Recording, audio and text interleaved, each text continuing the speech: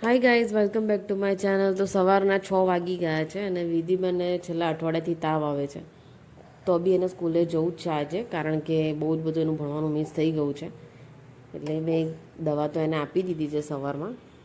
અને છોકરાઓને એટલું બધું બર્ડન છે અત્યારે કે હું કહું છું તો બી રજા નથી પાડતી. તો અમારે જોડે જોડે અંશભાઈ બી ઉઠી ગયા છે અને એના પપ્પા બી ઉઠી ગયા હતા.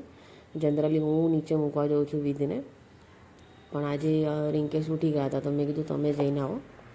તો અંશ બી, હું જેવી રીતે ઊભી થઉં છું તો અંશ બી સવારમાં ઊભો થઈ જ જાય છે. અને વિધિબેન અહીંયા મને કંઈક કહે છે, ખબર નહીં શું બોલે છે. કારણ કે આટલા દિવસથી ઘરે હતી એટલે થોડું ટફ પડે છે. ટેન્શન થાય આપણને કે ભાઈ સ્કૂલે ગયા પછી બી એને કંઈ હા ના થયું, કારણ કે જલ્દીથી સ્કૂલવાળા ઇન્ફોર્મ નથી કરતા અને છોકરાઓને બહુ વધારે પડતો તાવ આવી જતો હોય, થોડું ટેન્શનવાળું કામ છે. એટલે મેં એને ટીચરને મેસેજ તો કરી જ દીધેલો કે ભાઈ એને તાવ આવે તો મને તમે ઇમિડિયેટલી કોલ કે મેસેજ કરજો. તો અહીંયા મેં જે રોટલી પડી રાતની કાલની, એટલે મેં એ જ વઘારેલી છે, કારણ કે ઘીવાળી રોટલી છે, હું ફેંકી નથી દેતી.